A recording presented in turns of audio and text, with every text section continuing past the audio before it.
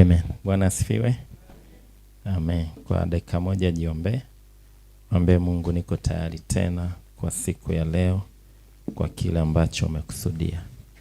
Na uombe kwa kumaanisha kabisa. Neno la Mungu linasema unalituma neno lako na kuwaokoa na kuwaponya. Ulituma neno lake na kutuponya. Lakini maandiko yanasema analituma neno na kuviyeyusha. Kuna mambo ya adui yatayeyushwa kupitia neno la leo. Kuna uponyaji utatokea kupitia neno. Wakati neno linaendelea kuhudumiwa, mwambie Mungu, usinipite. Wakati unaponya maisha ya watu, niponye na mimi. Wakati unawavusha watu wako kwa neno lako, nivushe na mimi. Niko tayari kwa kila msaada ulio nyuma ya neno lako. Kila neno linapotumwa, msaada umetumwa. Ukitumiwa neno, umetumiwa msaada wa Mungu. Lilipotumwa neno la Mungu kupitia Elisha kwa nchi yenye njaa, msaada wa chakula ulitokea kesho yake. Neno la Mungu linabeba msaada. Mwambie Mungu, niko tayari kwa msaada ambao uko nyuma ya neno hili, ambao umekuja na neno hili, umekuja na wiki hii. Kila aliyekuwa amekwama, kwa nguvu ya neno la Mungu anasaidika. Wale ambao walikuwa wajui cha kufanya, kwa nguvu ya neno la Mungu wanasaidika. Kwa jina la Yesu Kristo aliye hai. Neno la Mungu linaenda kukwamua kwenye mahusiano yaliyokuwa yamekwama. Linaenda kukwamua kwenye ndoa, changamoto za ndoa. Linaenda kukwamua kwenye kila eneo kwa jina la Yesu. Roho Mtakatifu, tuko tayari kwa neno lako na nguvu iliyo nyuma ya neno lako. Tuko tayari kwa neno lako na nguvu iliyo nyuma ya neno lako. Roho Mtakatifu, tuko tayari kwa neno lako na nguvu iliyo nyuma ya neno lako. Katika jina la Yesu Kristo aliye hai. Hatutatoka kama tulivyoingia, tutatoka tukiwa tumepiga hatua. Fahamu zetu, akili zetu, eneo la ufalme na utendaji wa adui kupinga na kuzuia ufalme. Leo tunatoka tukiwa tumejua siri hizi na maisha yetu yamebadilika. Asante Mungu mwaminifu kwa uaminifu wako. Pokea heshima na utukufu kwa sababu unastahili. Na yote unaenda kututendea Mungu, yote unaenda kututendea, utatukuza wewe pekee. Katika jina la Yesu Kristo aliye hai. Rapo shakataya mazo brade sikata. Tunakutukuza Mungu mwaminifu. Roho Mtakatifu, saa hii ni saa yako na muda huu ni wako. Ukatuhudumie kwa nguvu zako na uwepo wako na neno lako. Katika jina la Yesu Kristo wote tuseme amen. Shangilie Bwana Yesu wakati unakaa. Amen. Bwana asifiwe sana. Tulianza siku ya jana na somo ni umuhimu wa kutoa na kujitoa kwa ajili ya ufalme wa Mungu. Umuhimu wa kutoa na kujitoa kwa ajili ya ufalme wa Mungu. Fundisho hili sio mara ya kwanza ninafundisha, lakini kuna namna nasikia ndani yangu msisitizo na upeo fulani mwingine ninapofundisha hapa. Kwa hiyo ninaamini yule ambaye atafuatilia neno hili litamvusha mahali pakubwa kwenye maeneo mbalimbali ya maisha. Amen. Bwana asifiwe sana. Na nilisema maneno ya msingi kwenye somo hili la umuhimu wa kutoa na kujitoa kwa ajili ya ufalme ni neno la kwanza ni ufalme wa Mungu, na la pili ni kutoa na kujitoa. Amen. Malengo ya somo nikasema namba moja ni kugeuza fahamu zetu kuhusiana na kutoa na kujitoa kwa ajili ya ufalme. Namba mbili, kutusaidia kuelewa ufalme wa Mungu ili kuweza kujitoa na kutoa kwa usahihi kwenye ufalme wa Mungu. Na nikasema ukiangalia maandiko unagundua Yesu amezungumza sana. Kati ya topiki amerudia tena na tena na tena ni topiki hii ya ufalme. Na watu wengi, ni bahati mbaya, hatuna ufahamu mpana kwenye eneo la ufalme. Kwa hiyo semina hii, fundisho hili litatusaidia kuelewa ufalme ili kuweza kujitoa na kutoa kwa usahihi. Namba tatu nikasema ni kutusaidia kuwa na mtazamo sahihi kuhusiana na utoaji na kumtolea Mungu ili tuwe na matokeo ya utoaji wetu. Amen. Na nikasema fundisho hili lina sehemu kuu mbili. Sehemu ya kwanza ni tutazungumzia kwa kina kuhusiana na ufalme, na sehemu ya pili tutazungumzia kwa kina kuhusiana na kumtolea Mungu kwa namna ambayo itatuletea matokeo. Na jana tukaanza sehemu ya kwanza, na andiko letu la msingi ni Mathayo sura ya 6 mstari wa 24 mpaka wa 34. Tulisoma jana, leo sitarudia. Na tukaona mambo kadhaa kwenye hiyo mistari. Jambo la kwanza tukaona kutokea kwenye andiko hilo, maandiko hayo yametaja mahitaji muhimu ya mwanadamu ambao ndio sababu ya masumbufu mengi ya maisha. Tule nini, tuvae nini, hivyo mahitaji muhimu. Lakini namba 2 nikasema uhalisia wa masumbufu sio mahitaji, bali ni mfumo mbovu wa kufikiri kuhusiana na mahitaji. Watu hawasumbuliwi na mahitaji, wanasumbuliwa na mfumo mbovu wa kufikiri na mawazo wanayoyapokea kutokea kwenye hayo mahitaji. Bwana Yesu asifiwe sana. Mahitaji yanaweza yakawa ni ya mwilini, lakini yaka-communicate kitu cha kiroho, na hicho cha kiroho kitakuja kama wazo. Amen. Yeah. Kitu cha kiroho, wazo ni kitu cha kiroho ambacho kina pande mbili, kina upande wa mwilini na upande wa rohoni. Kwa hiyo mahitaji yanaweza yakawa ni ya mwilini, lakini yataleta ujumbe wa kiroho ambao utakuja kama wazo, na hilo ndio litasababisha masumbufu. Lakini kwenye kila mahitaji pia kuna neno la Mungu linazungumzia hayo mahitaji, na hilo neno la Mungu pia litaleta wazo ambao litatusaidia tusisumbuliwe, tusisumbuke. Ndio maana maandiko yanasema msilipokee wazo lolote lenye masumbufu lisemalo tutakula nini, tutavaa nini, tutakunywa nini. Amen. Jambo la tatu tukasema maandiko yanaonyesha utofauti wa wazi kati ya watoto wa Mungu na watu wa dunia. Na la 4 nikasema utofauti huo hauko kwenye mahitaji. Utofauti huo uko kwenye namna ya kufikiri kuhusiana na mahitaji, na ambalo ndio lilikuwa jambo letu la 4. Utofauti unaanzia kwenye mfumo wa kufikiri. Amen. Bwana Yesu asifiwe sana. Na tukaanza kuingia ndani sasa kwenye ufalme. Manake nikasema kwenye kufikiri huko lazima tufikiri in line na ufalme wa Mungu. Tufikiri sawa sawa na ufalme wa Mungu. Na hiyo ndio itasababisha mpenyo kwenye maisha yetu ya kimahitaji. Kwa hiyo tukaanza kuingia ndani kidogo kwenye ufalme. Nikasema mambo muhimu ya kufahamu kuhusiana na ufalme kwa ujumla wake, ambayo itatupelekea kuelewa ufalme wa Mungu. Jambo la kwanza nikasema uwepo wa utendaji wa falme 3 duniani. Kwanza ni ufalme wa dunia ambao ni kama serikali ya dunia, au tutolee mfano ya Tanzania, na kila mtu yuko chini ya ufalme wa dunia. Unakuwa chini ya ufalme wa dunia kwa kuzaliwa, na ndio maana unapewa certificate ya kuzaliwa na serikali, lakini unaathiriwa na ufalme wa dunia. Shughuli zako zote zina athari za moja kwa moja na serikali ulioko chini yake. Kwa hiyo kwetu sisi shughuli zetu zinaathiriwa na serikali ya Tanzania na maamuzi yanayofanya serikali au watu wa maamuzi ya kiserikali.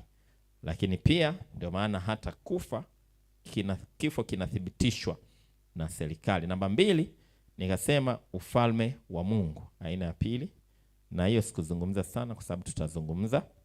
Namba 3 tukazungumzia ufalme wa shetani. Kwa uwepo wa utendaji wa falme 3, ufalme wa Mungu, ufalme wa shetani na ufalme wa dunia, vyote vinatenda kazi huku duniani. Amen. Pointi ya pili ambayo ndio tulishia hiyo, kila ufalme wa dunia una ufalme wa kiroho nyuma yake. Na tukaanza kuangalia hizo case studies. Namba 1 nikasema Wajemi chini ya Koresh, ndio tulisoma ile kwenye Daniel sura ya 10. Tukaona ufalme wa shetani unaofanya kazi na Wajemi. Namba 2 nikazungumzia Babeli chini ya Nebukadneza, ambao unaona kulikuwa na ufalme wa kiroho, na tukaona kuna roho ambayo imetajwa mpaka kwenye Ufunuo, kwa sababu roho huwa hazifi, zinaendelea kufanya kazi. Unaona imetajwa Babeli mkuu, mama wa makahaba. Namba 3, nikazungumzia Israeli chini ya mfalme Ahabu na mkewe Yezebeli. Bwana asifiwe sana.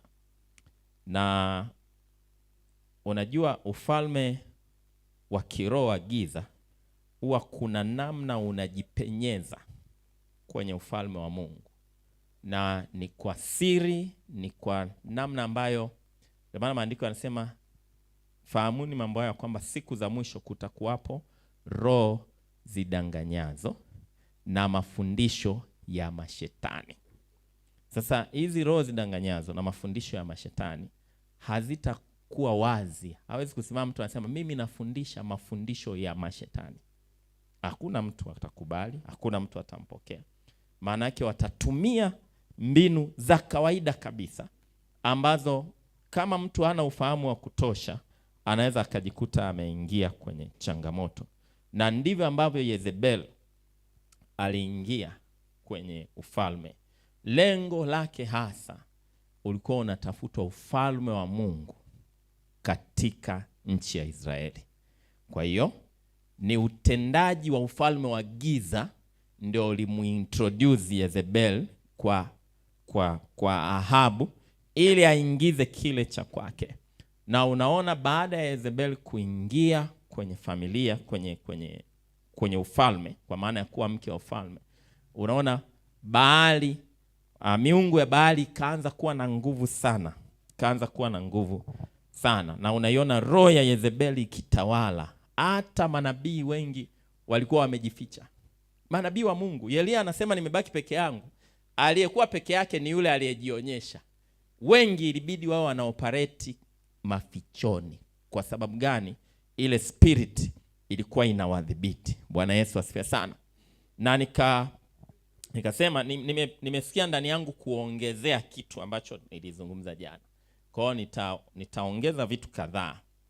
Kwa sababu hii roho ya Yezebel imejiestablish kwenye makanisa, lakini pia hii roho ya Yezebel inajiestablish kwenye mahusiano. Imo kwenye ndoa nyingi, imo kwenye makanisa mengi, na pia inataka kuwa capture wale wanaotaka kuingia kwenye ndoa. Kwa hiyo nitaongelea hizi engo 3.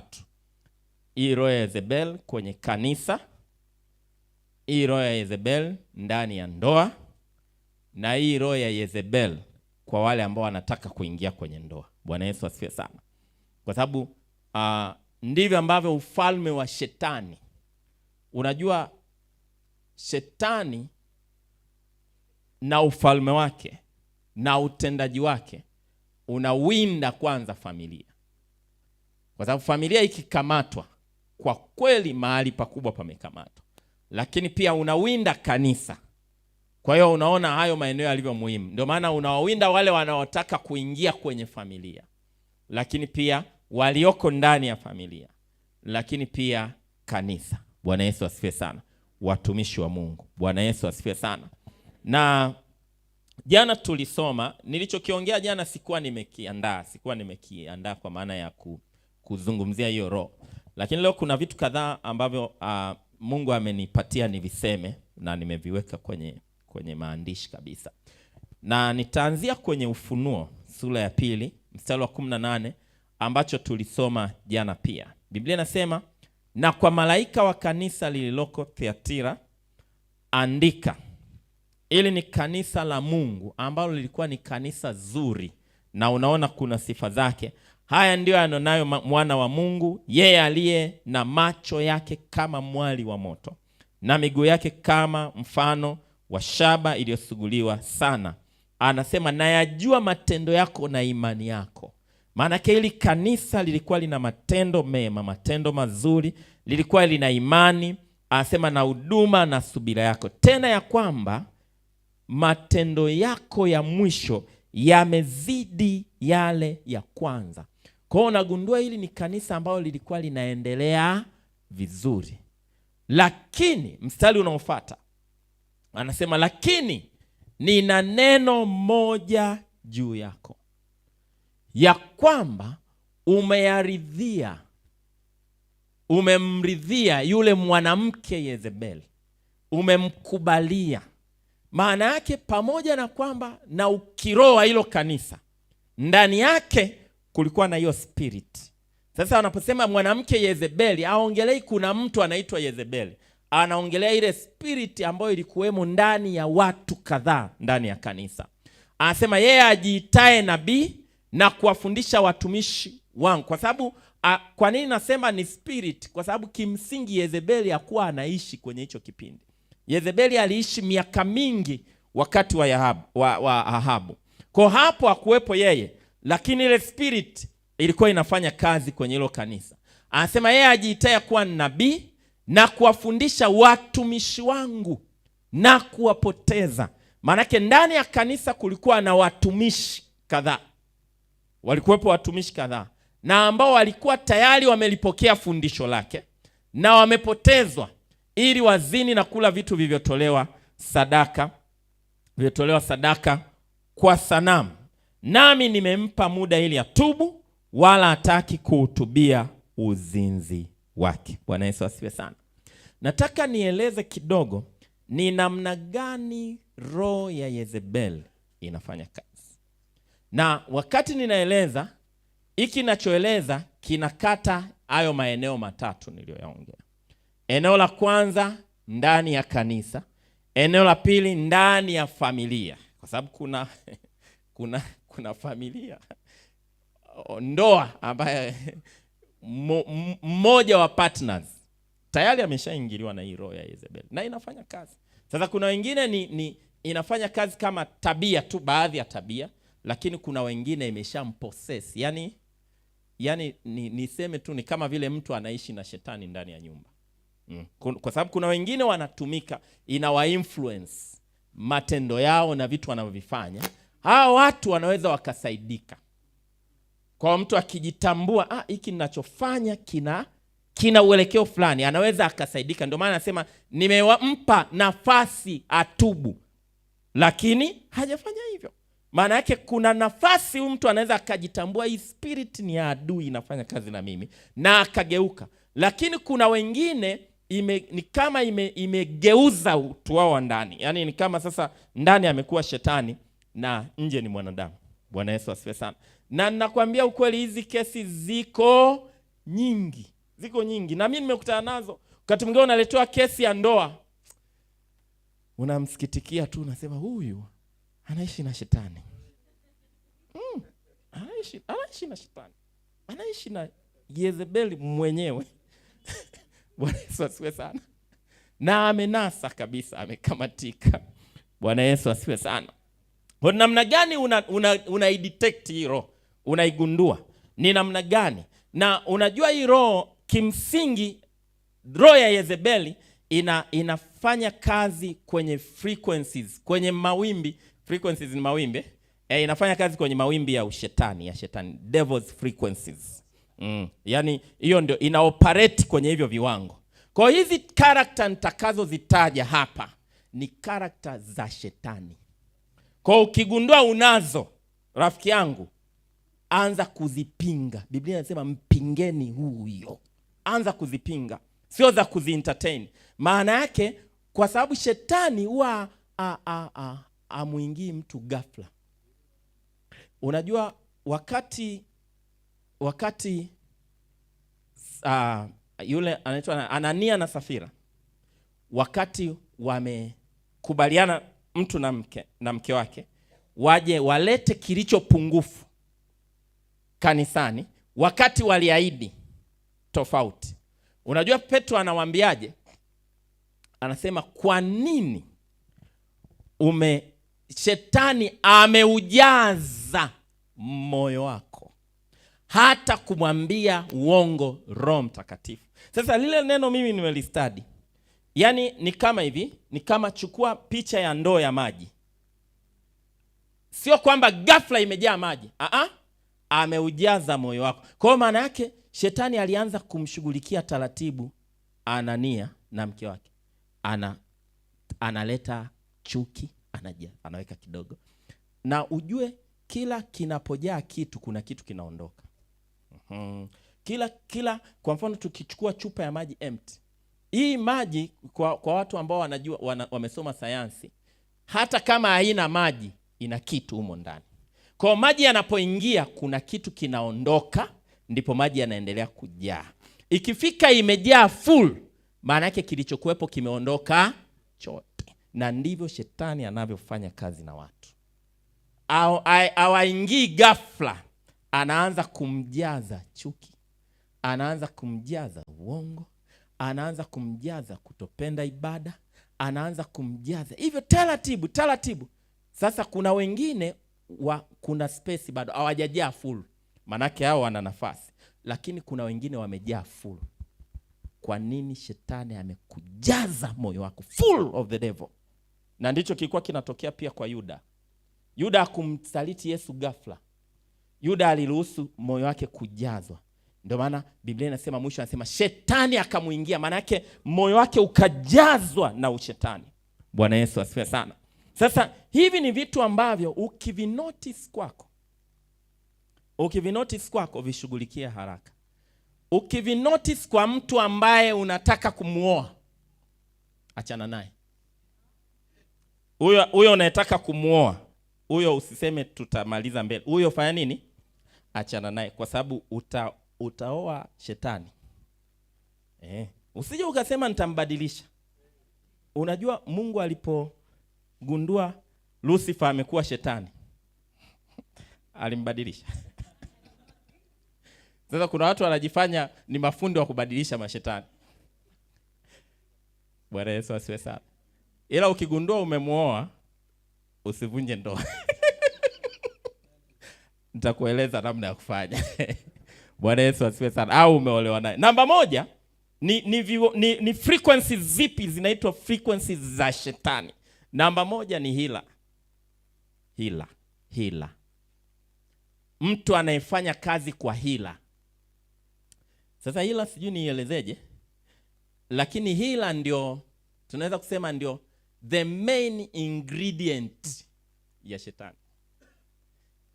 Ndio the main ingredient. Kila operation ya shetani duniani ni operation ambayo inaanzia kwenye hila. Kila operation ya ufalme wa giza duniani inaingilia kwenye hila. Ndio maana fuatilia kila utendaji wa shetani, utakuta nyuma yake una hila. Kwa ukigundua mtu ni mtu mwenye hila, anacheka hapa ndani, anakutukana. Kwa mfano kwenye mahusiano, umekaa naye miezi 6, mwaka mzima, baadaye unagundua ni mtu amekuwa anakutriki. Yaani ni full of hila. Yaani wewe umejenga uaminifu kwenye hila zake. Rafiki yangu, umeingia kwa shetani. Kanisani ni mtu mwenye hila. Anaweza akasimama akasema hiki, baadaye unaona nyuma anaenda kumsema. Yaani mbele anamchekea mchungaji, yaani wewe ni mtumishi wewe. Yaani alafu baadaye unaona huyu ambaye akisimama anamsema mchungaji, mama mchungaji vizuri, baadaye yaani wale hiyo ni hila. Maana yake huyu mtu anaoperate chini ya uvuvio wa shetani. Anaoperate na roho ya Jezebel. Ndicho ambacho Ahabu alikamatwa kwacho. Hila. Muogope mtu mwenye hila. Bwana Yesu asifiwe sana. Muogope mtu mwenye hila. Biblia inasema kwenye Efeso sura ya 6 mstari wa 11. Unajua watu tunaanzia mstari wa 12. Tunasahau mstari wa 11. Mstari wa 11 wa Efeso sura ya 6 inasema, vaeni silaha zote za Mungu mpate kuweza kuzipinga hila za shetani. Hila za shetani. Kwa sababu hizo ndio zinapelekea mstari wa 12. Anasema kwa maana, anasemaje mstari wa 12? Mstari unaofuata. Kwa maana kushindana kwetu sisi si juu ya damu na nyama, bali ni juu ya falme na mamlaka na juu ya kuwa giza na juu ya majeshi ya pepo wabaya katika ulimwengu wa roho. Maana yake msingi wa hizi levels 4 za shetani, hizi falme, mamlaka, wakuu wa giza, majeshi ya pepo wabaya, msingi wake ni hila. Ndio maana anaanza kwa kusema vaeni silaha zote ili muweze kuzipinga hila za shetani. Bwana Yesu asifiwe sana. Biblia inasema kwenye Wakorinto wa pili sura ya 11 mstari wa 2. Anasema lakini nachelea kama yule nyoka alivyomdanganya Hawa kwa hila yake. Hivi unajua kilichomwangusha mwanadamu ni nini? Ni hila. Ni hila. Nyoka anamwendea Hawa. Na usije ukafikiri nyoka wakati ule alikuwa ni kiumbe mbaya. Alikuwa ni kiumbe mzuri kama viumbe wengine. Ili uelewe hila maana yake. Nyoka hakuwa kiumbe mbaya kwamba Hawa sasa anasema limekuja lijoka. Lijoka ni nyoka alikuwa ni kiumbe kama viumbe wengine, kama alivyo simba, wote walikuwa ni viumbe wazuri, na hakuna yeyote ambaye alikuwa adui wa mwanadamu. Wote walikuwa ni rafiki wa mwanadamu. Kwa mwanadamu walikuwa wanamuona kama kiongozi wao, kama bwana wao, kama mtawala wao, kwa sababu Mungu wakati anamuumba mwanadamu alimuumba awe mtawala wa viumbe duniani. Kwa hakukuwa na uadui wowote kati ya mwanadamu na nyoka, uadui wowote kati ya mwanadamu na wanyama wote. Na walikuwa wanazungumza. Sasa wanasema walikuwa wanazungumza lugha gani? Walikuwa wanazungumza lugha ya rohoni. Kwa sababu Adamu alikuwa ana uwezo wa rohoni wa kucommunicate. Unajua ule uwezo uliharibiwa kwenye Mwanzo sura ya 11. Mungu alivyochafua usemi. Lakini Adamu alikuwa ana uwezo wa kuzungumza na wanyama kwa namna tu ya rohoni, kwamba njoo, anakuja, fanya hivi. Ndio maana unaona Mungu anasema alikuwa anazungumza nao na kuonekana wa kumsaidia aliyefanana naye. Maana yake wanyama walikuwa wanaweza kumsaidia kufanya majukumu mbalimbali. Kwa hiyo walikuwa wana communicate. Na mmoja wapo alikuwa ni nyoka. Na nyoka alikuwa ni mnyama mwerevu, mwenye akili. Kwa hiyo inawezekana haya mazungumzo yalikuwa yanafanyika mara kwa mara, Hawa na nyoka na wengine. Kwa hiyo akikuwa kitu strange, Shetani akamuingia nyoka. Alafu nyoka akaanza kuzungumza na Hawa. Kile alichokuwa anazungumza Hawa hakujua kabisa kama ni kitu kibaya. Ati hivi ndivyo alivyosema Mungu, ya kwamba msile matunda ya miti yote. Anajifanya ajua wakati anajua. Alafu Hawa akasema, matunda ya miti yote tunaweza kula isipokuwa tunda la mti wa katikati. Na kimsingi Mungu hakusema wa katikati. Amesema tusiale wala tusiaguse, tusije tukafa. Kwa Shetani ndani ya nyoka akagundua weakness ya mwanamke. Hana ufahamu wa kutosha kuweza kuzitambua hila za adui. Akamwambia hapana, Mungu anajua ya kwamba siku mtakayokula mtafunguliwa macho yenu kweli. Mtakuwa kama yeye. Uongo ambao kimsingi ni ukweli, kwa sababu tayari walikuwa kama Mungu, maana yake waliumbwa kwa mfano wa Mungu. Alafu anasema mkijua mema na mabaya kweli. Alafu hamtakufa. Uongo. Bwana Yesu asifiwe sana. Kwa akachanganya maneno. Ukiangalia ameongea kauli 4, kauli 2 zina ukweli, kauli 2 zina uongo. Lakini jumla yake ni uongo, na amezipresent kwa hila. Biblia inasema wazi kabisa. Hawa akapokea, na ndio alikuwa amepokea anguko lake. Bwana Yesu asifiwe sana. Na unaona kwenye Wakorinto pia anasema nachelea kama vile nyoka alivyomdanganya Hawa kwa hila yake, asije akawaharibu fikra zenu. Maana yake kupitia hila bado Shetani anaharibu fikra za watu. Kwa mwogope mtu mwenye hila. Mtu mwenye hila anatembea katika masafa ya Shetani. Anatembea katika masafa ya Shetani. Na hii ni namna mojawapo ambayo hii roho ya Jezebel inafanya kazi. Ukimgundua mtu mwenye hila, ujue huyo mtu ni uzao wa kishetani. Ana operate katika uzao wa kishetani ndani yake. Sifa ya pili, namna ya pili ambavyo Jezebel, roho ya Jezebel inafanya kazi, ni kupitia udanganyifu, deception. Udanganyifu, uongo na udanganyifu kwa ujumla wake. Sijasema amedanganya. Nimesema mtu, yani kuna wale ambao unagundua jumla yake ni uongo. Kwa mfano, uko kwenye mahusiano, umekaa kwenye mahusiano mwaka mzima. Unajua yani kwa mwaka mzima umekuwa unaamini kwenye uongo. Anakudanganya kila kitu. Kazi alikudanganya, iki alikudanganya, yani kila kitu. Kuna watu ambao hata ana sababu ya kudanganya, anadanganya. Ni mwongo kwenye kila engo. Ukikutana na mtu wa aina hiyo, umekutana na mtu wa shetani. Nakwambia ukweli, huyo usije ukajidanganya nitambadilisha. Hawabadilikagi hao. Hawabadilikagi. Jitoe, unaingiza ufalme wa giza ndani yako. Usikubalie. Bwana Yesu asifiwe sana. Na maandiko yanasema kabisa kwenye Isaya 28:15. Anasema kwa sababu mmesema nimefanya agano na mauti. Tumepatana na kuzimu. Pigo lifurikalo litakapopita halitatufikia sisi.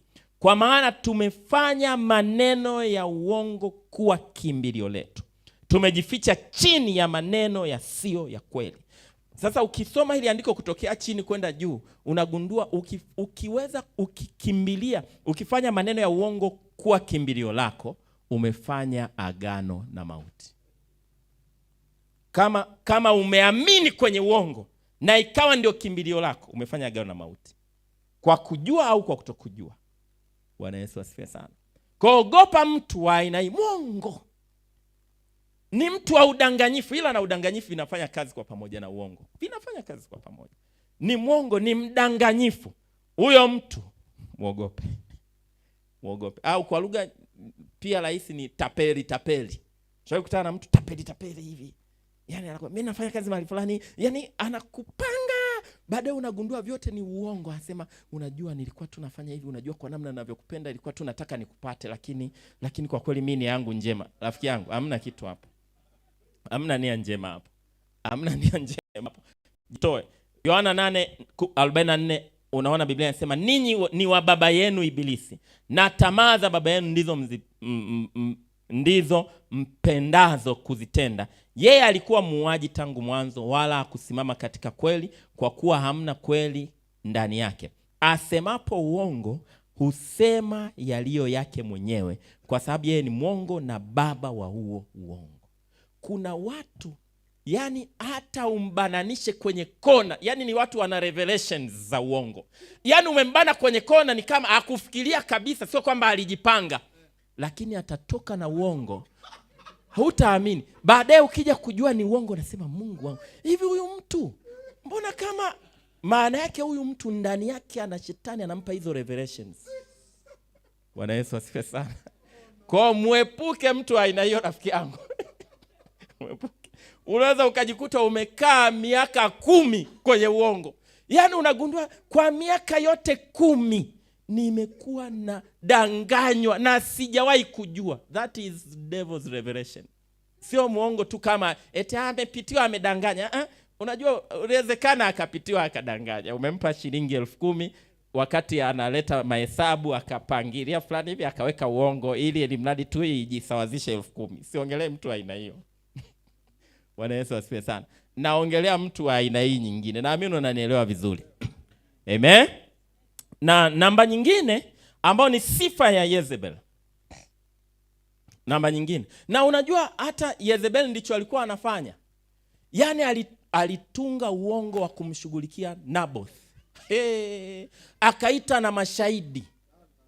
Unajua yule jamaa aliuawa kwa kupigwa mawe kwa ushahidi ya kwamba ni amefanya kosa, lakini amemtukana mfalme, lakini ilikuwa ni uongo uliotengenezwa mwanzo mpaka, yani tangu mwanzo mpaka mwisho alikuwa ametengeneza uongo. Na kwa sababu ni uongo wa kiufunuo, ukapokelewa na mioyo ya watu, na wazee kabisa wakakaa kikao, akaita na wazee mpaka wakamuua yule mtu kwa uongo kabisa, kwa ushahidi wa uongo. Bwana Yesu asifiwe sana. Jambo la tatu, sifa ya tatu ya watu, wanalichanganya neno la Mungu na uongo ili kulitumia kwa faida zao binafsi. Kwa sababu ni watu wa kanisani. Wanachanganya neno la Mungu na uongo ili kulitumia kwa faida zao binafsi, ili kulitumia kwa faida zao binafsi. Na hiki ndicho Yezebeli alifanya. Yezebeli alihakikisha Naboth anauawa kwa sheria ya Torati. Aliuawa kwa Torati, na akaita mashahidi kwa sababu alisema huyo amemtukana mfalme na kumtukana Mungu. Kwa hiyo akatengeneza mashahidi. Sasa maandiko yanasema mtu wa aina hiyo auawe kwa kupigwa mawe. Kwa maana yake akatumia maandiko, akaweka uongo wake, akaimplement hoja yake, na ikafanikiwa. Wanalichanganya neno la Mungu na uongo ili kutimiza malengo yao binafsi, matakwa yao. Kwa ni kitu kile kile ambacho alifanya shetani kwa Eva. Unajua pale ilikuwa ni mchanganyiko maalum. Maneno manne, mawili ni kweli alivyosema Mungu, mawili ni uongo kabisa, imechanganyikana. Eva naye kwa sababu hana ufahamu wa kutosha wa neno la Mungu kachanganyikiwa kabisa. Akajua itakuwa ni kweli, akapokea uongo, akafanya agano na mauti. Analichanganya neno la Mungu na uongo. Kwa ni kama vile ni mtumishi wa Mungu, ana koti na maneno ya Mungu, lakini ndani yake unaona tena mbona kama simuelewi. Yani kuna muda ni mtumishi wa Mungu, kuna muda tena simuelewi yani. Hivyo unajua sasa huyu mbona kama wa Mungu afu kama tena wa shetani, kajimix humo ndani. Ukiona jamani, watu wa Mungu ni wa Mungu tu. Hakuna namna utaona mbona mwanga afu hapo kuna giza. Kukiwa na giza kuna giza, kukiwa na mwanga kuna mwanga. Ukishaona mwanga afu giza, mwanga giza, hamna kitu hapo. Bwana Yesu asifiwe sana. Biblia inasema lakini tumekataa mambo ya aibu. Wakorintho wa pili sura ya 4 mstari wa 2. Tumekataa mambo ya aibu yaliyositirika, wala hatuenendi kwa hila, wala kulichanganya neno la Mungu na uongo. Ogopa mtu anayechanganya neno la Mungu na uongo. Ana operate katika utendaji wa shetani. Amen. Sifa nyingine ambayo ni hatari zaidi ni utawala. Kiingereza wanaita dominating au controlling spirit. Kiswahili kizuri ni kutawala. Wana ile roho ya kiutawala, roho ya kutawala, Yezebeli. Roho ya kiutawala. Roho ya kiutawala. Sasa namna walivyomtawala Ahabu. Ahabu alitawaliwa 100%. Roho ya kiutawala. Wanapenda kucontrol. Wanapenda kucontrol hata nafasi zisizo za kwao. Wanaingia pasipo wahusu. Na akiwipo mahali anataka yawe mtawala. Usemi wake ndio uwe wa mwisho. Awe mtawala. Na wana mbinu za kutawala.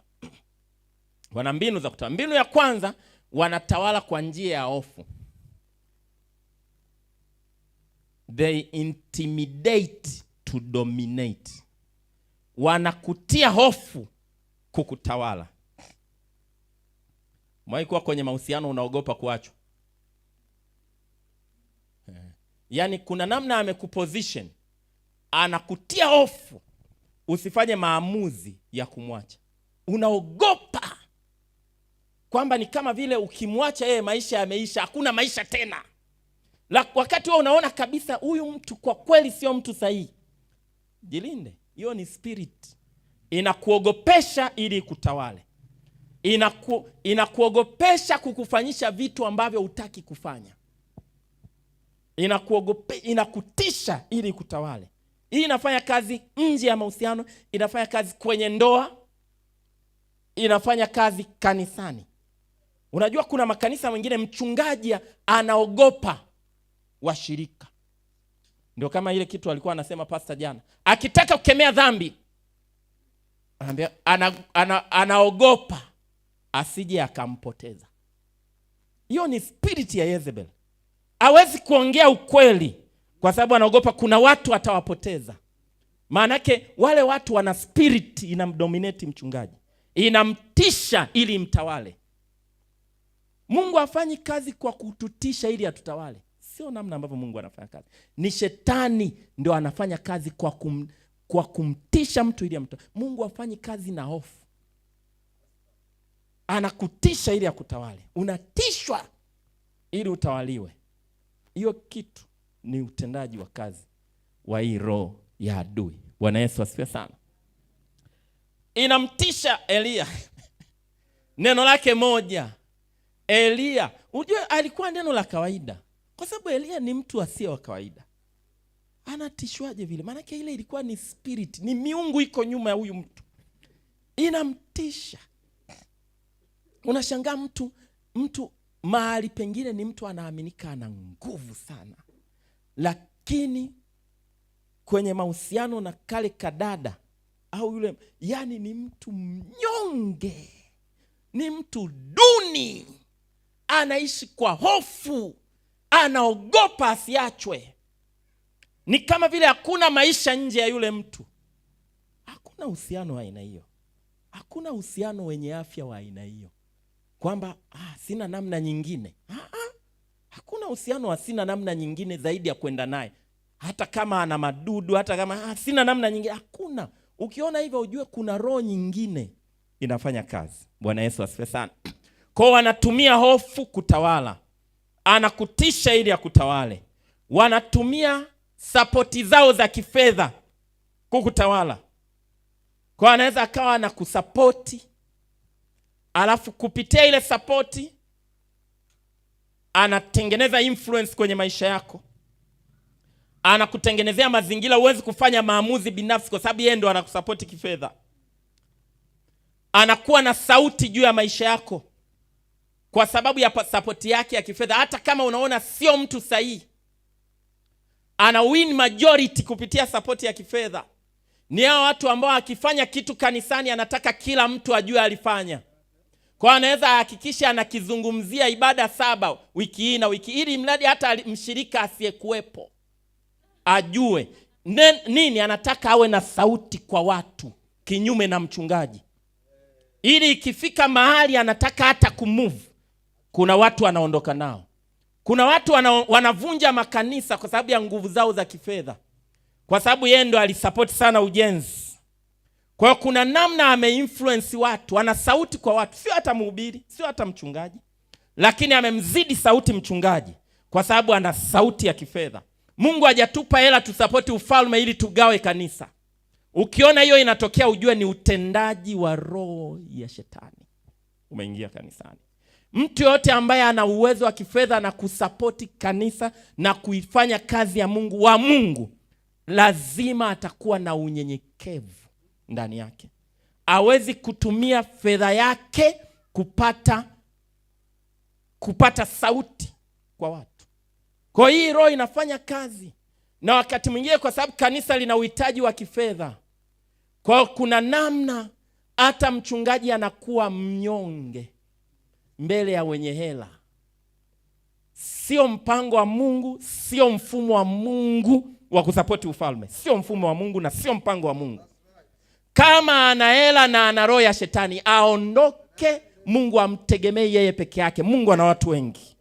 Mungu anaweza akatumia hata wapagani. Anaweza akatumia hata wasiomjua Mungu.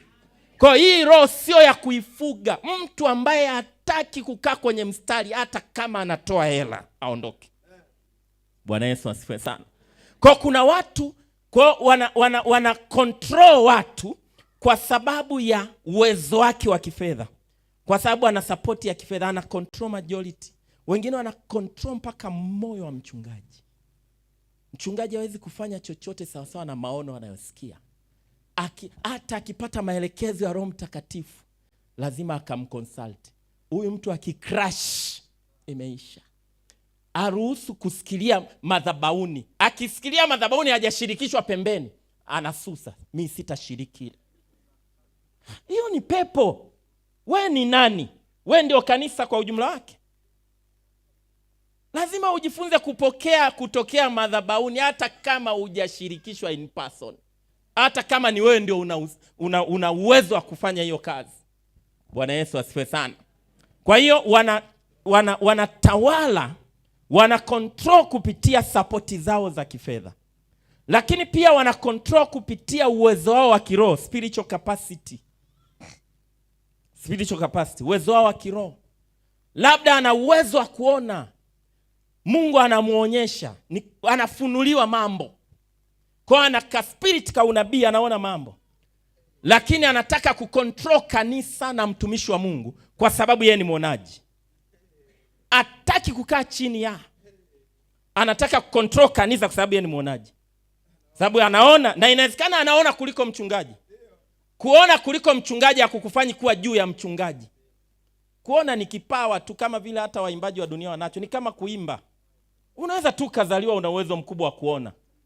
Hata mganga wa kienyeji anaona. Kuna waganga ukiingia tu anakwambia wewe ulitoka mahali fulani, umekuja na shida fulani, umevaa nguo ya ndani ya rangi fulani, una tatizo fulani. Si kuona tu. Hata shetani anaonyesha watu. Sasa watu wanatumia vipawa walivyonavyo vya kiroho. Labda ana kipaji fulani kanisani, kwa sababu anaweza kuimba. Anajua yeye kuna namna asipokuwepo eneo labda la uimbaji litasheki, kuongoza ibada kutasheki. Kwa anatumia hiyo kucontrol. Anataka mchungaji awe anamnyenyekea kwa sababu ana uwezo huo. Hii ni roho ya shetani inafanya kazi kwenye kanisa. Na kwa sababu wakati mwingine watumishi wa Mungu, kwa sababu ya uhitaji wa watu wa aina hii, wameanza kuwapa hiyo nafasi, na makanisa yameharibikiwa. Makanisa yameumia. Mwili wa Kristo umepigwa kwa sababu ya watu wa aina hii. Bwana Yesu asifiwe sana. Kwa Mungu amekupa kipawa, kaa chini ya na wakati mwingine hizi roho zinaanza kufanya kazi kwa mtu bila kujua kwanza. Zinaanza kumjaza na kumjaza. Mwisho wa siku anakuwa ni shetani ndani ya kanisa. Na anaona, na anaimbisha, na anatupigia vyombo. Yeye ndio tunamtegemea kwenye setup ya vyombo, na kuna namna ni tegemezi kabisa, lakini ndani yake tayari roho ya shetani ishamuingia. Bwana Yesu asifiwe sana. Lakini pia wana dominate kupitia emotions. Kupitia hisia. They dominate through emotions. Hii inafanya sana kazi kwenye mahusiano. Kupitia hisia, hasira. Ana hasira kiasi ambacho akikasirika utabidi tu ushuke. Kwa sababu itaendelea na kuendelea na kuendelea na kuendelea, mambo yataendelea kuwa worse mpaka itabidi uiabudu ile hasira. Hata kama alikosea yeye, anatumia hasira kukutawala. Kwa hiyo inabidi uwe mnyonge kwenye hayo mahusiano kwa sababu ya hasira yake. Anakosea, alafu kuna namna akionywa anakasirika, alafu ile hasira inakupeleka mahali mpaka unyongeke, mpaka ubembeleze, ndio mambo yaishe. Sasa kwa sababu aisha kamata moyo, unasema liwalo tunaliwe. Kwa na pale ndio unaiabudu ile spirit. Hizi ni spirit zinataka ibada. Zinataka ibada. Kwa mtu anakosea kanisani, anaonywa, anakasirika, na kwa sababu yeye labda ni mtu kwenye kanisa, anatengeneza hasira na minuno na kususa. Mwisho wa siku hitaji linatokea kanisani, na yeye ndio labda alikuwa ana support. Inabidi mchungaji amnyenyekee. Alikosea, lakini anamdominate mtumishi wa Mungu kwa sababu ya hasira yake. Kwa sasa inabidi ili mambo yaende basi sasa. Basi hamna namna. Kwa hiyo anaenda, mnamnyenyekea, mnajikusanya wawili watatu, twende tukamrejeshe mwenzetu kwa upendo. Linarudi. Na lilikosea. Kisa eti lina support. Wanatumia hasira, emotions, short temper. Wanakuza mambo.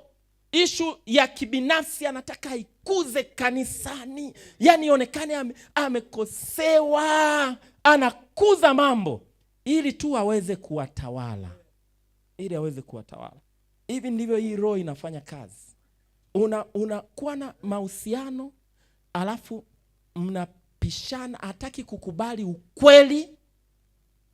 Anatumia kususa, anatumia hasira. Anaweza akakaa wiki kadhaa, miezi kadhaa, hadi mwenyewe unasema sasa basi inabidi tu nijifanye kama sioni hili tatizo ili maisha yaendelee, tuwe na amani. usinunue amani kwa ibada, kwa sababu hiyo ni namna mojawapo ya kuiabudu hiyo spirit. Mtu yote mwenye roho ya Mungu, hata mkikosana, mkipishana, anajirudi, anaweza kusema hapana. Sasa amani inatafuta upande mmoja tu. Kila siku nyendo mnamvuta kwenda, mnamvuta kwenda. Rafiki yangu, hapo kuna shida kubwa. Bwana Yesu asifiwe sana. Kwa kupitia kukuza mambo, kupitia hawa watu, sifa nyingine ni kuna kitu Kiingereza anaita self pity. Wanapenda kuhurumiwa. Akiwa na changamoto, yani ahurumiwe. Usipomfanyia hivyo, anasusa, analia, ahurumiwe hivyo. Wanapenda kutia huruma. Changamoto alionayo inawezekana ni ya kawaida, lakini atataka atie huruma. Lile liroho linakula kuhurumiwa, linakula pale unalisha spirit, linakula kubembelezwa hivyo, na kadiri unavyolibembeleza ndio linaendelea kukomaa, baadaye linakuwa shida. Bwana Yesu asifiwe sana. Lakini sifa nyingine ya hawa, hiyo ilikuwa ni ile ya 4, controlling spirit, roho ya kiutawala. Nyingine namba 5 ni ubembelezi. Namna nyingine roho ya Yezebeli inafanya kazi, ubembelezi. Ubembelezi, muulize Ahabu. Kwa kuna upande mmoja hivi anaifidi nafsi yako, akikubembeleza. Sasa hiyo ndio inafanya akikubania upande wa pili, unakuwa una namna, inabidi ukubali kuliabudu ili lirudi kwenye ubembelezi. Sasa uwe umeingia kwenye mahusiano ya aina hiyo. Anakubembeleza wiki 3, anakunyoosha wiki 2. Alafu akirudi utafikiri sio yeye. Unasema hapa ndio Mungu kabisa amenipa. Alafu baadaye tena ikitokea unasema sijui ndio shetani.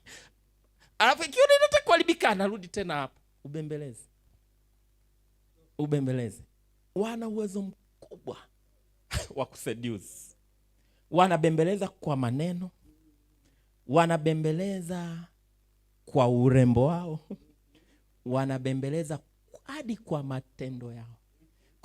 Kwa mfano hili limeonyesha hizo action, mkalifata, mkalirudisha kanisani. Likija sasa, nimerudi kwa nguvu mpya, linafanya mambo fulani hivi, unasema Mungu ametutokea tena. Kama ni support inakuja kubwa kuliko ile ya mwanzo, alafu baada ya muda tena linawa control kupitia ubembelezi wake. Bwana Yesu asifiwe sana. Lingine, kiburi na jeuri. Yezebeli haongozeki. Anakaa kwenye mstari, anatoka. Haongozeki. Kiburi na jeuri. Hana mtu mwenye sauti juu yake. Hana mtu mwenye sauti juu yake. Haongozeki. Hata utamuongoza kwa lile ambalo yeye yuko tayari. Basi. Zaidi hapo haongozeki. Haonyeki. Ukimuonya umetengeneza tatizo. Kwa unalazimika tu sometimes kuwa neutral.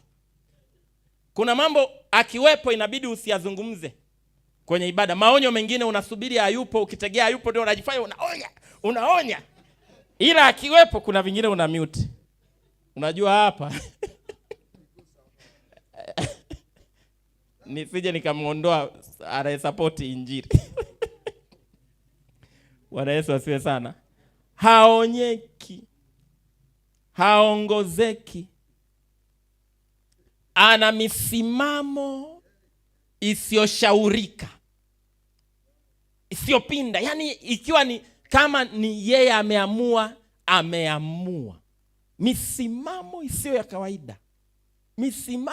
kawaida. Alilokusudia lazima litokee, hata kwa uovu lazima litokee. Unaona Yezebeli alichofanya? Alisema Nabothi, ngoja nimfikirie cha kumfanya. akamuua mtu ili apate kile kiwanja. Alilolikusudia lazima litokee, lazima litokee, hata kama aliko sawasawa, hata kwa uovu lazima litokee. Bwana Yesu asifiwe sana. Namna ya kushughulika na hii roho, namna ya kudili nayo. Namba 1, usizilishe hisia zake. Usiilishe hiyo roho, usiilishe. Umegundua una watu wa aina hii, una mtu kanisani, una watu wa aina hii, usitetemekee hisia zao, kwamba kasirika, umechanganyikiwa, sasa itakuwaje? Sasa unajua amekasirika, ndio tunataka kuanza ujenzi, sasa itakuwaje? Usitetemekee hisia zake, usimtetemekee. Kama amekasirika kwa kukosea, usimtetemekee. Kama kweli ni jambo alijaenda sawa na limemkasirisha, ni sawa kujaribu kurejesha, sawa. Hata kwenye mahusiano kuna jambo limetokea, aliko sawa, amekasirika, rejesha kuwe sawa. Lakini unajua hiki kabisa hakiko sawa, alafu anatumia hiyo njia kama kugain control fulani, usitetemekee. Usitetemekee. Usiitikie wanavyotaka muda wote. Usiitikie wanavyotaka. Usiitikie hisia zao zinavyotaka. Bwana Yesu asifiwe sana. Jambo la pili, stick kwenye maelekezo ya Mungu. Mungu anasema nini? Bas, Mungu anasema nini? Hilo tu. Usije ukapindisha maagizo na maelekezo ya Mungu kwa sababu ya kujaribu kumretain mtu fulani. Usifanye hivyo. Stick kwenye kile ambacho umethibitisha ndicho cha Mungu, hata kama itakugharimu. Stick kwenye hicho, hata kama itakuumiza.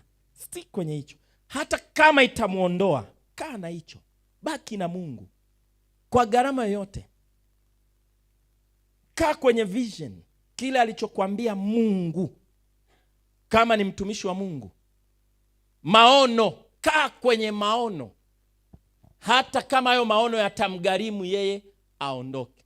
Kwa sababu wengine anataka upindishe kile. Usiasi. Paulo anasema hatutayaasi maono. Usiasi maono ya mbingu kwa sababu ya mtu fulani kwenye maisha yako.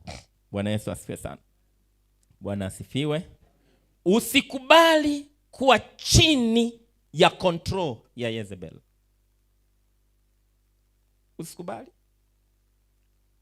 Hasa inapokuja swala la Mungu wako. Usikubali. Kwa sababu kuna watu anakuwa chini ya control ya Jezebel. Anaamua kunegotiate ibada, maombi. Anaamua kuacha utumishi. Wengi wameacha utumishi kwa sababu hii. Wameacha kwa sababu ya mume wake ana hii spirit, au mke wake ana hii spirit. Kwa anaamua kubalance, kuwa normal, kupoa, ili tu asikwaze hiyo spirit. Hivyo sivyo namna inavyoshughulikiwa. Hivyo inaendelea kulishwa. Bwana Yesu asifiwe sana. Kataa kuwa controlled na hiyo spirit, hasa linapokuja swala la Mungu. Namba inayofuata ngumu kidogo, ishughulikie kama shetani. Address the devil inside. Ishughulikie kama shetani. Sasa inawezekana sio labda wewe ni shetani kabisa. Inawezekana isiwe namna hiyo, lakini ndani yako, kwa sababu hii ni kitu ya rohoni, shughulika na ile spirit kama unashughulika na spirit ya shetani, sio tu mtu na tabia. Kwa sababu kuna vingine sio mtu, sio tabia, ni shetani anajidhihirisha. Shughulika nayo, iaddress kama unamuaddress shetani. Bwana Yesu asifiwe sana. Ngoja nikupe mfano wa maandiko. Unajua Petro, kuna wakati hii spirit ilitaka kufanya kazi kwake. Hiki tunachokuambia. Akafika mahali akataka kuwa juu ya maono ya kiongozi wake, anaitwa Yesu. anamwambia tena kwa ujasiri, mimi siwezi kuruhusu wewe uende msalabani. Petro, unajua maono yaliyomleta Yesu duniani ni nini? Unamwambia hautaruhusu aende msalabani. Unajua Yesu alimwambiaje? Rudi nyuma yangu Shetani. Nyuma kidogo alikuwa ameshamwambia kwamba wewe ni nini? Jiwe, na juu ya mwamba huu nitalijenga kanisa. Lakini iliporeizi roho, Yesu, rudi nyuma yangu Shetani. Kwa sababu hii hoja ulioileta umejialign na Shetani. Kwa hiyo umekuwa shetani. Sasa mwenye roho wa Mungu ndani, hiyo kitu haiwezi kuwa ya kumfukuza. Hiyo kitu itakuwa ya kumrejesha. Maonyo, makemeo ya wazi yatamrejesha. Asiye na roho wa Mungu ndani inamfukuza. Sasa sisemi tusiwe na hekima, unawaita watu mashetani, sio ninachosema. Lakini iaddress spirit kama shetani. Kwa sababu kiuhalisia sio udhaifu huo. Sasa kwa hivi vyote nilivyovisema unagundua huu sio udhaifu tu. Sio udhaifu tu. Huyo ni shetani yuko kazini. Sasa kuna udhaifu wa kitabia na vitu kama hivyo wa mwanadamu na udhaifu wake. Lakini kuna vingine sio udhaifu, ni intentional. Kuua kanisa, kuua kazi ya Mungu. Bwana Yesu asifiwe sana. Kwa ukishagundua, umejithibitishia hivyo, iaddress kama shetani. Na jambo lingine, namna ya kuishughulika, kama inawezekana, kama kuna umuhimu, mtoe kwenye nafasi. Mtoe kwenye nafasi. Kama kuna ulazima, mtoe kwenye nafasi. Mtoe kwenye nafasi. Na jambo lingine la mwisho, ajue wazi kabisa kazi ya Mungu inaweza kwenda bila yeye. Na watu wa Mungu, mimi niwaambie ukweli, kazi ya Mungu inaweza kwenda bila wewe. Kazi ya Mungu inaweza kwenda bila wewe. Kwa hiyo ukiona Mungu anakutumia kwenye kazi yake, amekupa privilege. Sio kwamba Mungu hawezi kuendesha kazi yake bila wewe. Anaweza akakuondoa wewe na akafanya replacement. Ni wewe unamhitaji Mungu zaidi, ni mimi ninamhitaji Mungu zaidi. Lakini nakwambia ukweli kabisa, ni kweli Mungu amenipa kitu kwa ajili ya kanisa, kwa ajili ya mwili wa Kristo. Lakini nitakuwa mpumbavu nikifikiri kwamba mwili wa Kristo hauwezi kwenda bila mimi. Huo ni uenda wazimu, ni level ya uenda wazimu. Sasa kuna watu wanafikiri kanisa haliwezi kwenda bila yeye. Ndio wanasema, yani bila sisi asingejenga pale. Rafiki yangu, hata usinge kuwepo. Kwani majengo yote yaliyojengwa ya kanisa ulikuwepo wewe? Kazi ya Mungu inaweza kwenda bila hata wewe. Ukiwekwa wewe, umepewa privilege. Kwa hiyo ichukue ile nafasi. Kwa nini? Kwa unyenyekevu. Kanisa linaweza kwenda bila hata wewe. Kuna watu wanafikiri asipokuwepo ibada haitaenda. Hata usipokuwepo kupiga keyboard, usipokuwepo kuseti vyombo, kanisa linaweza kwenda bila wewe. Kanisa linaweza kwenda bila wewe. Bwana Yesu asifiwe sana. Kwa hiyo tusiwe na kiburi.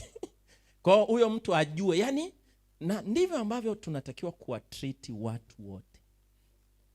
Watu wote wanatakiwa wajue wao sio miungu. Wao sio Mungu wetu. Ni kweli Mungu amemtumia kukutana na mahitaji yangu, lakini yeye siye chanzo changu. Yeye ni channel. Chanzo ni Mungu. Na so long as chanzo kipo, hata channel ikikata, chanzo kitatengeneza channel. Mwahi kuona maji yanazoilika? Hayazuiliki. Hata mto ukisema mimi sipitishi maji, maji yatatengeneza mto wake. Sema umesoma jiografia. Mto ukisema mimi sipitishi, ukaziba ukaweka ukuta mzito pale, maadamu chanzo kinaleta maji, maji yataenda, yatazunguka. Mwanzoni itakuwa ni kama yanapita popote. Baada ya muda utaona yamejitengenezea mto. Channel nyingine imetengenezwa, channel nyingine imetengenezwa, maji yanaendelea kupita. Kwa hiyo mtu anapaswa ajue ya kwamba yeye sio chanzo. chanzo ni Mungu. Kwa hiyo kanisa linaweza kwenda bila yeye. Hata kwenye mahusiano, usimfikishe mtu mahali akafikiri huwezi kuishi bila yeye. Unaweza kuishi bila yeyote. Biblia inasema kwa maana ndani yake yeye tunaishi, tunaenda na kuwa na uhai wetu. Unaweza usimpe hiyo position mtu kwamba bila wewe mimi siwezi ishi. Wewe usimpe hiyo nafasi, atakutesa. Yaani ujumbe ambao Yezebeli anatakiwa afikishiwe kwamba hata mimi nisipokuwepo maisha yataenda. Kwa sababu ndio kitu anachofikiriaga kwamba yani bila mimi hatoboi yule. Hakuna mtu aina hiyo. Kwa hakikisha huo ujumbe unafika ya kwamba maisha yanaweza kwenda bila yeye. Ajue wazi kazi ya Mungu inaweza kwenda bila yeye. Na wewe pia lazima uwe unajiambia, Mungu amenipa nafasi ya kuifanya kazi hii. Mungu amenipa nafasi hapa kanisani ni kwa sababu yangu mimi tu. Lakini si kwamba hii kazi haitaenda bila mimi. Mungu anao watu wengi. Mungu ana mtu mmoja. Unajua Mungu anaweza akafanya replacement. Unajua shetani alikuwa anafikiri kule mbinguni akiondoka yeye mbingu itasinzia. Rafiki yangu, unamfanyia jeuli ndio aliyokuumba. Kwa Mungu akafanya replacement. Mbingu iliendelea vizuri. Unajua mbinguni hamna upungufu. Hakuna gap la shetani mbinguni. Hakuna gap la shetani mbinguni. Ila yeye ndo anaonja joto ya jiwe aliyoiacha kule mbinguni. Sasa kuna watu wanakuwa na mawazo hayo. Mungu amempa nafasi, alafu anaichezea vibaya, nafikiri hakuna mwingine. Utaondoka wewe, atakuja mwingine na wewe ndio utakuwa unajuta ndani. Kwa hakikisha unakaa kwenye nafasi yako vizuri na Mungu, na usiruhusu hii roho kufanya kazi kwako katika jina la Yesu. Amen. Na mimi nimenielewa vizuri hapo. Kwa ishughulikie kabisa ipasavyo. Sasa niliendelea kwa sababu nilikuwa naelezea ya kwamba kila ufalme nilikuwa nasema kwenye kila ufalme wa dunia una ufalme wa kiroho nyuma yake. Na kimsingi tumeangalia namna ambavyo ufalme wa kiroho wa giza unaweza ukapenyeza kwenye ufalme wa Mungu kama kanisa, kama familia na kwa upana huo. Amen. Naamini hili jambo litakuwa limemsaidia mtu fulani au watu kadhaa. Na tukaendelea kidogo kusema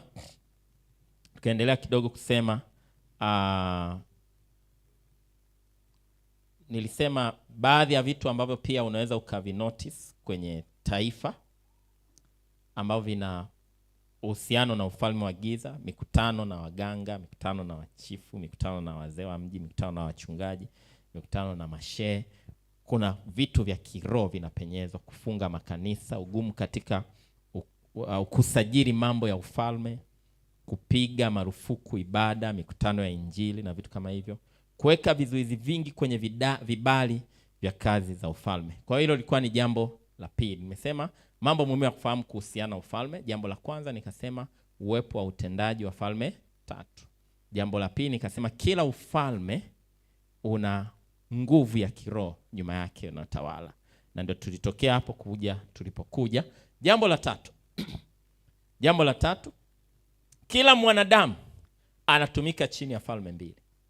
Kwa hiyo tumetoka kwenye level ya ufalme, tumerudi kwa mtu sasa, individual. Kila mwanadamu anatumika chini ya falme mbili. Ufalme wa kwanza ni ule aliozaliwa. Kwa mfano, mimi na wewe ni wa Tanzania, tunatumika chini ya ufalme wa Tanzania. Maadamu tuko Tanzania, tunatumika chini ya ufalme wa Tanzania. Lakini pia tunatumika chini ya ufalme mwingine wa kiroho. Chini ya ufalme mwingine wa kiroho, aidha wa Mungu au wa shetani. Sasa ninaposema kutumika hasa ninamaanisha kila mwanadamu kuna nguvu mbili zinaathiri maisha yake ya kila siku. Kuna nguvu ya serikali inaathiri maisha yetu ya kila siku, lakini kuna na nguvu nyingine ya kiroho inaathiri maisha yetu ya kila siku. Hakuna neutral ground, kwamba yani mimi niko tu, yani mambo ya kiroho yote hayapo, yani iko hivyo. Hakuna kwa kujua au kwa kutokujua. Hakuna neutral. Hakuna neutral. Sasa wale watu ambao mnasemaga mimi sio wa kiroho kivile. Wale sasa, kwa taarifa yako, dunia ni ya kiroho kivile. Hii dunia unayoishi ni ya kiroho kabisa. Dunia ni ya kiroho. Kwa wewe hata kama sio wa kiroho kivile, kwa hakika kuna nguvu ya kiroho inakuathiri. Kwa kujua au kwa kutokujua, kwa kutaka au kwa kutokutaka. Kwa sababu kila mtu anatumika chini ya falme mbili. Bwana Yesu asifiwe sana. Kila mtu duniani, kwa kujua au kutokujua, kuna nguvu ya kiroho inamuathiri. Kuna nguvu ya kiroho inaathiri kazi zako. Ndio maana wakati mwingine unafanya bidii zote, ambayo kwa bidii hizo kungekuwa na matokeo fulani, na hakuna matokeo. Maana kuna nguvu nyingine inakuathiri. Au wakati mwingine kuna matokeo fulani unayoona kwenye kazi yako, na unasema kabisa, sio matokeo ya bidii pekee. Kuna kitu kingine kimesababisha. Kuna mkono wa Mungu umesababisha. Wanawaambia watu, kama unaweza kuelezea mafanikio yako A to Z namna ulivyoyapata, nilifanya hivi, nikafanya na hivi, nikafanya na hivi, nikafanya na hivi, nikapata hivi, na matokeo yako ni sawa sawa na kila ulichofanya, na unaweza kukielezea, mkono wa Mungu hauko. Kwenye mkono wa Mungu katika utendaji, kuna wakati unakosa cha kueleza. Nasema hapa nilifanya hivi, nikafanya, lakini hapa ni zaidi. Hapa ni zaidi. Kuna kitu kimetokea, ni zaidi ya ni uwekezaji wangu, ni zaidi ya bidii yangu, ni zaidi. Haya matokeo yana nguvu nyingine ya Mungu. Sasa ndivyo ilivyo. Kuna wakati pia hivyo unashindwa kupata maelezo ya kwa nini ukupata matokeo. Yaani unaelezea kama bidii, kama elimu, kama kila kitu, lakini mbona ni kama sikupata matokeo fulani, matokeo yaendani na kile. Maana yake kuna nguvu nyingine ya kiroho inaathiri maisha yetu ya kila siku. Kila mtu kwenye kazi zake, biashara unazofanya, kwenye familia, kwenye ndoa, kwenye huduma, anaathiriwa na nguvu mbili. Ya kwanza ni ya kidunia, kwa maana ya serikali. Ya pili ni ya kiroho, aidha ya Mungu au ya adui, zinafanya kazi. Na bahati mbaya ni kwamba by default nguvu ya kiroho nyuma ya dunia ni nguvu ya adui, sio ya Mungu. Yaani ninamaanisha hivi, kama hakutakuwa na juhudi binafsi za kuathiriwa na nguvu ya Mungu, itakayo kuathiri ni nguvu ya giza. Yaani ukikaa hapa umetulia, unasema mimi sijishughulishi na mambo ya Mungu na wala ya shetani, mimi tu nafuata kanuni za duniani, mambo ya Mungu hayatakufuata. Mambo ya Mungu hayana tabia ya kumfuata mtu.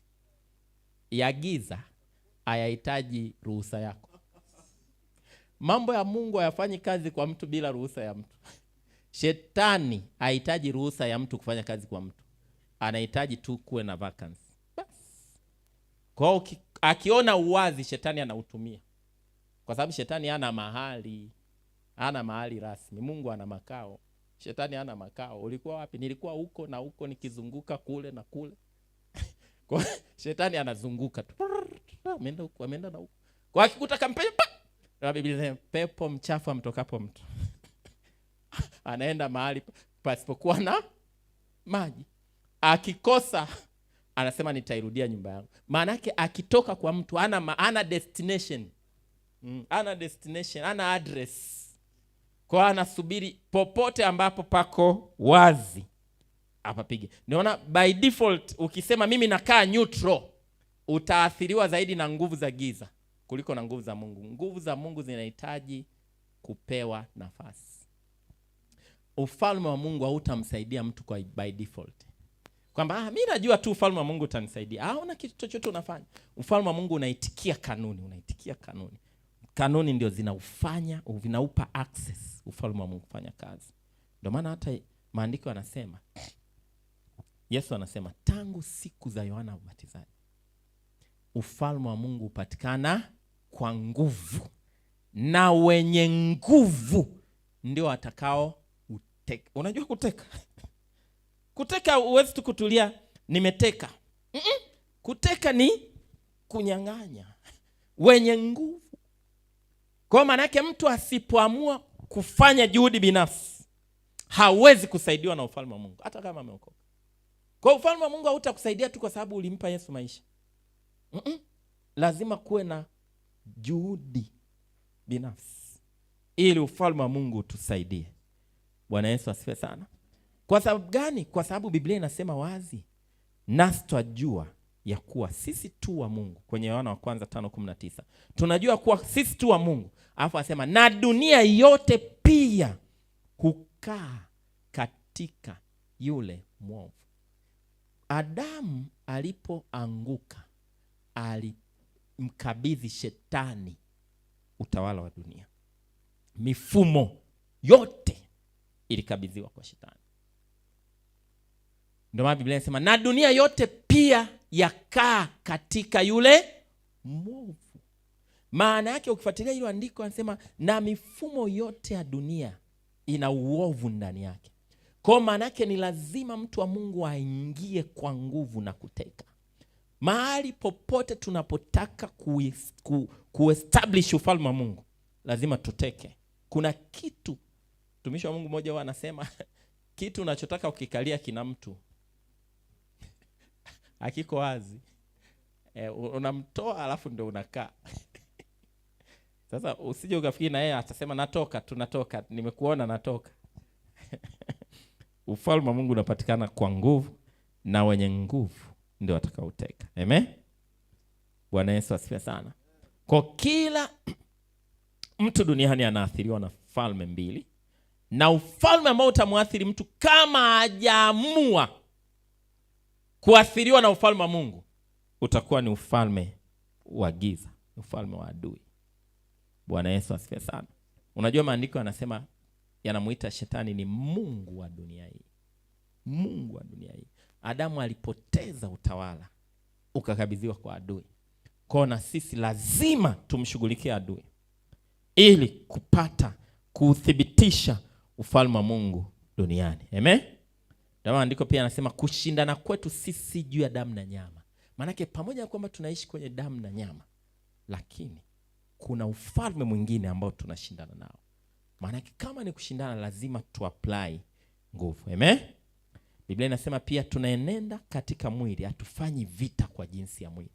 Maana kuna nguvu nyingine ya rohoni ambayo tunapaswa kuishughulikia ili kuthibitisha ufalme wa Mungu na utendaji wa ufalme wa Mungu duniani. Kwa nimesema jambo la tatu, kila mwanadamu anatumika chini ya ufalme mbili. Amen. Jambo la nne, na nitaishia hilo, nafikiri nitaongea kama dakika 10 hivi. Alafu nitaishia hilo. Kila ufalme ili uwe ufalme lazima uwe na vitu vifuatavyo. Sasa hii ni muhimu sana kuvizungumza hivi vitu kwa sababu itatusaidia kupata picha ya ufalme wa Mungu. Kwa sababu watu wengi hatuna picha ya ufalme wa Mungu unavyofanya kazi. Kwa hiyo kuzungumza hii kwenye engo ya ufalme kwa maana kwa ujumla wake itatusaidia kupata picha. Kwa sababu tunaposema kila ufalme, maana yake na ufalme wa Mungu pia una structure. Kila ufalme ili uwe ufalme lazima uwe na vitu vifuatavyo. Namba 1, lazima uwe na territory, himaya. Hakuna ufalme bila eneo. Hakuna ufalme bila eneo. Haiwezi kuitwa Tanzania kama hakuna maeneo ya kijiografia ambayo yana define Tanzania. Ndio maana ukienda hii njia ya Kahama kuna mahali kuna borders ndio ya kuingia Rwanda. Ukienda sijui Arusha kuna Namanga. Ukienda Moshi Himo kule sijui kuna boda nyingine. Ukienda Moshi Tarakea kuna boda nyingine. Ukienda Tunduma kuna boda nyingine. Ukienda kote, kila mahali kuna mahali lazima ifike mahali sasa unaingia nchi fulani. Umeondoka Tanzania, vinginevyo haiwezi kuitwa ufalme bila himaya, bila eneo. Sasa ukielewa hiyo, wakati ninaelezea ufalme wa Mungu utanielewa vizuri pia. Kwa kila ufalme una eneo, lakini pia kila ufalme una mfalme. Hakuna ufalme bila mfalme. Kwa maana yake ni mkuu wa eneo, na pia kuna maeneo chini ya ufalme ambao na yenyewe yana wafalme. Kwa mfano wa Tanzania kama ufalme una rais, lakini pia kuna maeneo chini ya ufalme Tanzania. Kuna wakuu wa mikoa, kuna wakuu wa wilaya. Hao wote ni wafalme pia kwa level za chini ya mfalme ambaye ni rais. Kwa kila ufalme una mfalme. Hakuna ufalme bila mfalme. Maana yake hakuna namna unaweza relate na ufalme bila kutambua mamlaka ya mfalme na wafalme wadogo wadogo. Kwa maana yake wale watu ambao hawataki kukaa chini ya mamlaka, wamejitoa chini ya msaada wa kifalme. Unaelewa vizuri? Ukikataa kukaa chini ya mamlaka, umejitoa chini ya msaada wa kifalme. Kwa ile mamlaka kama inaweza kufanya kitu, umejiondoa. Bwana Yesu asifiwe sana. Kwa kila ufalme una mfalme. Lakini namba 3, kila ufalme una watu chini yake. Hakuna Tanzania bila Watanzania. Ndio maana ni mfalme kichaa peke yake ambaye atambui umuhimu wa watu wake. Kwa sababu huwezi kuitwa mfalme bila watu. Kwa mfano, Watanzania wote tukafa, wote, hakuna haja ya kuwa na mfalme, kwa sababu anayevalidate ufalme ni watu.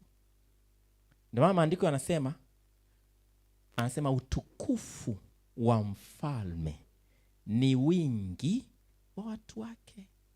Ndio maana kiongozi yoyote ambaye atapuuza watu, nafasi yake itaanza kupata mitikisiko. Utukufu wake utaondoka, kwa sababu utukufu wa mtu ni watu. Yaani ile hali ya kukubali watu, kukubali mioyo ya watu kukupokea, ule ndio utukufu wako, ndio heshima yako, ndio shining yako. Maana yake hakuna ufalme bila watu. Kila ufalme una watu chini yake. Bwana Yesu asifiwe sana. Hakuna ufalme bila watu. Ndio maana kila kiongozi makini lazima awe na concern kwa watu wake. Na ndio maana serikali inapaswa kujali watu wake. Na ndio maana hata ukiua kichaa, serikali itafanya nini? Itakushtaki. Haiwezi tu kusema nilikichaa lile. Kwa sababu ni mtu wake. Kila ufalme lazima uwe na watu.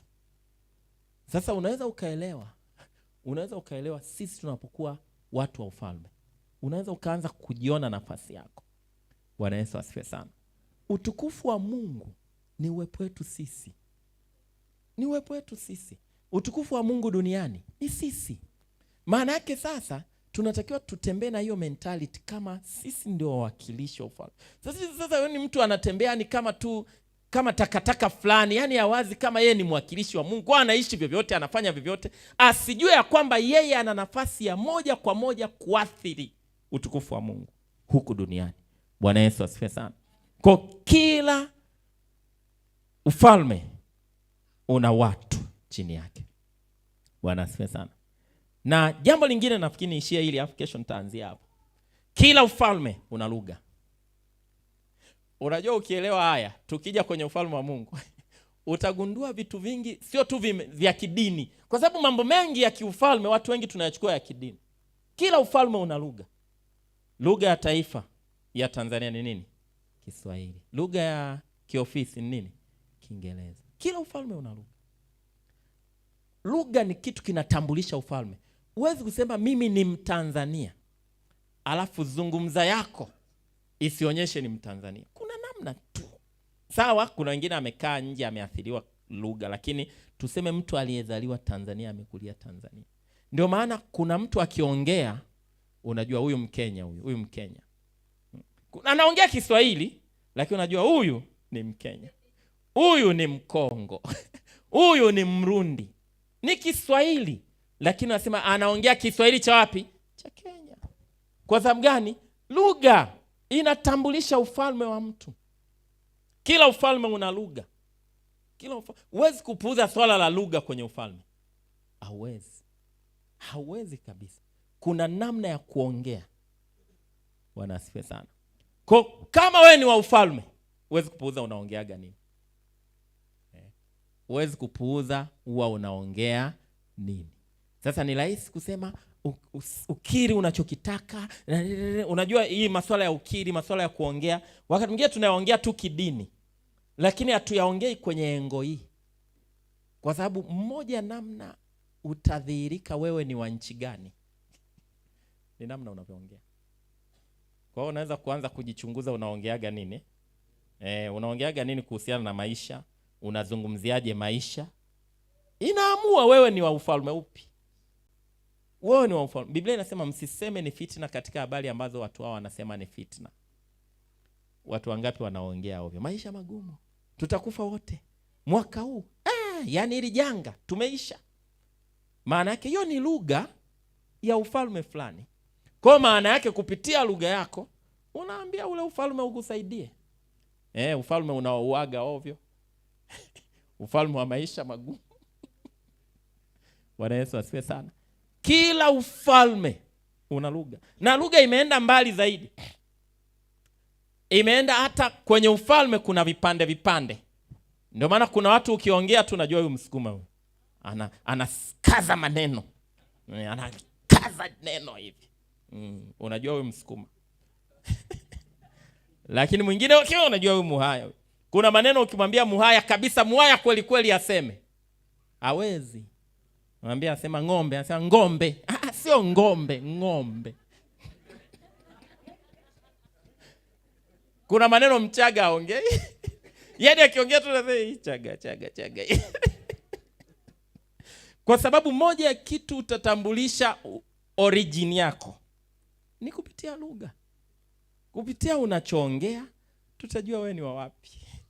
Kwa hiyo unaweza ukaelewa sasa watu wengi wanaishi duniani ni watu wa mbinguni, lakini kupitia lugha zao ni watu wa duniani. Alafu anategemea ufalme wa Mungu umsaidie.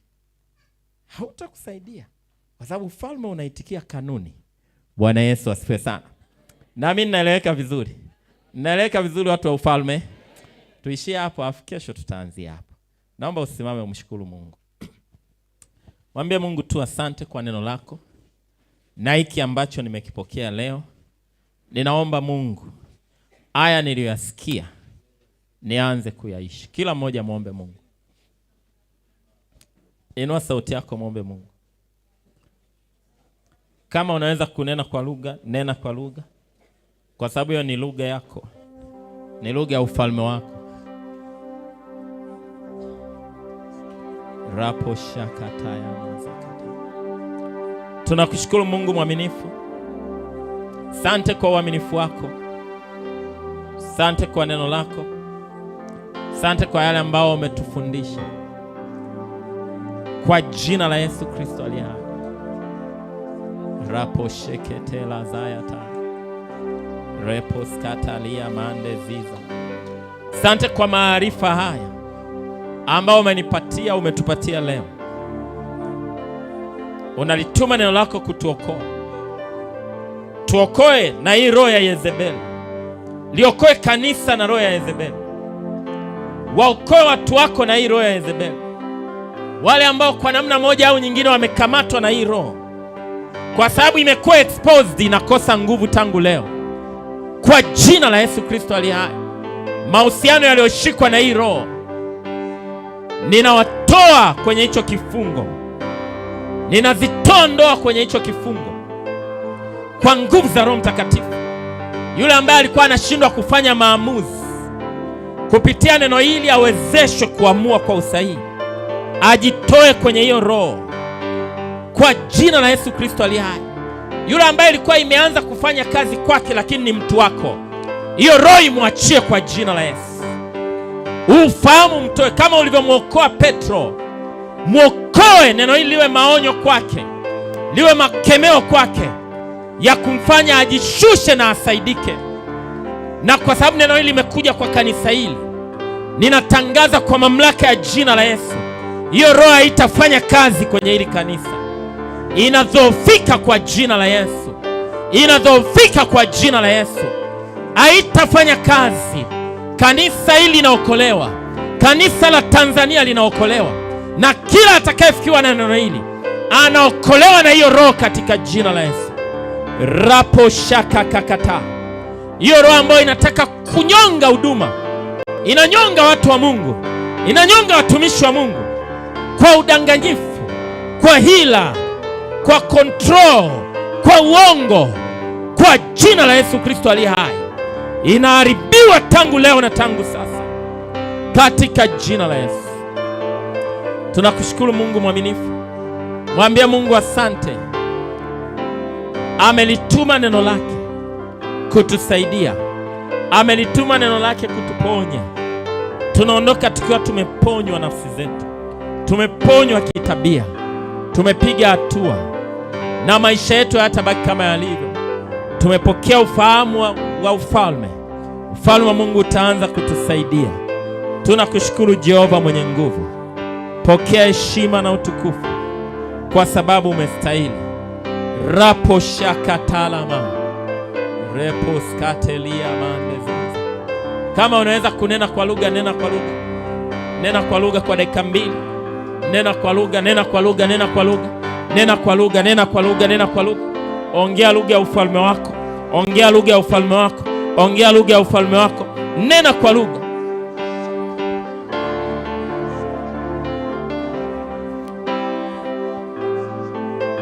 Nena kwa lugha kwa sauti. Makatoska vile. Mando robo sikaraba shanda raba.